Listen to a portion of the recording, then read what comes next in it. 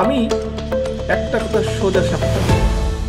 আপনি জনগণকে সুন্দর বলবেন এই করব, দ্বিকক্ষ বিশিষ্ট সংসদ করব, একজন ব্যক্তি দুইবারের বেশি প্রধানমন্ত্রী হতে পারবে না, আমরা জবাবদিহিতা নিশ্চিত করব, আমরা প্রশাসনের সংস্কার করে ফেলব, সংস্কার জনগণের, প্রশাসনের সংস্কারের, প্রশাসন সরকার জনগণের কাছে জবাবদিহি করতে বাধ্য হবে।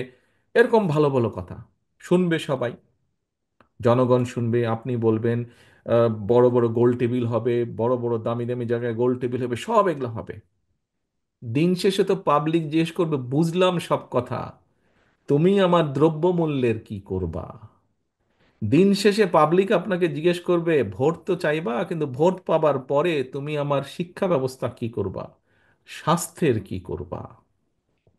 বুঝলাম ওই স্বৈরাচার গণতন্ত্র ধ্বংস করেছে, সব লুটপাট করে নিয়ে গিয়েছে, কিন্তু তুমি আমার কর্মসংস্থানের কি করবা, আমার বেকার সন্তান বা বেকার ভাইয়ের কর্মসংস্থানের কি করবা?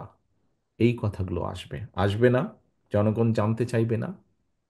এখন প্রিয় সহকর্মীবৃন্দ, আমাদেরকে সেইটাতে মনোযোগী হতে হবে। আমাদেরকে, হ্যাঁ, আমাদের পরিকল্পনা থাকবে, আমরা যেগুলা প্রয়োজন কথা সেগুলো আমরা বলবো এবং সেগুলো আমরা বাস্তবায়নও করব। কারণ আমাদের বক্তব্যগুলো, দ্বিকক্ষ বলেন, বিভিন্ন সংস্কার বলেন, আমাদেরকে এগুলা বাস্তবায়ন করতে হবে। কারণ আমরা কমিট করছি, প্রতিজ্ঞা করছি জনগণের সামনে।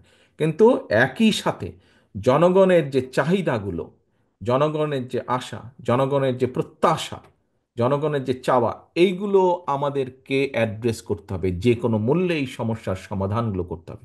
এই যে আপনারা কৃষি নিয়ে কথা বলেছেন, আপনারা স্বাস্থ্য নিয়ে কথা বলেছেন, জিজ্ঞাসা করেছেন, আপনারা শিক্ষা নিয়ে, প্রাইমারি শিক্ষা নিয়ে কথা বলেছেন, কেন করেছেন? জনগণের দাবি হচ্ছে এগুলা। দ্রব্য মূল্য নিয়ে কথা বলেছেন আপনারা, কেন বলেছেন? জনগণের দাবি এইগুলা। এবং প্রিয় সহকর্মীবৃন্দ, আমার গত 35 বছরের রাজনীতিতে আমার একটি অভিজ্ঞতা হয়েছে, সেই অভিজ্ঞতাটাই আপনাদের সামনে আমি তুলে ধরতে চাই। আমি মনে করি বিগত 15-16 বছর ধরে আমি বাধ্য হয়ে বিদেশে আছি, এই দেশে আছি। এই দেশে থাকার ফলে যেই অভিজ্ঞতা আমার হয়েছে, সেই অভিজ্ঞতার আলোকেও আমি আপনাদের সামনে তুলে ধরতে চাই। কি সেটি? আমরা যত যাই করি, আমরা যদি দেশে, সমাজে জবাবদিহিতা, নির্বাচনী ব্যবস্থাকে যদি আমরা তৈরি করতে না পারি, কোনোভাবেই আমরা কোনো সমস্যার সমাধান করতে পারবো না।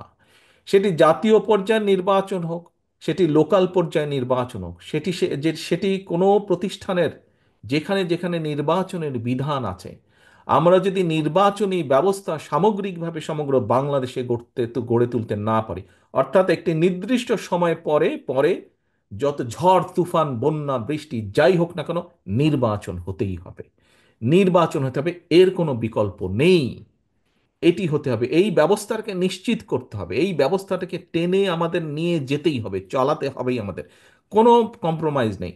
নির্বাচন হতে হবে, যেখানে জনগণ ভোটার, সেখানে জনগণকে নির্দ্বিধা নির্বিঘ্নে শান্তিপূর্ণভাবে ভোটের ব্যবস্থা থাকতে হবে।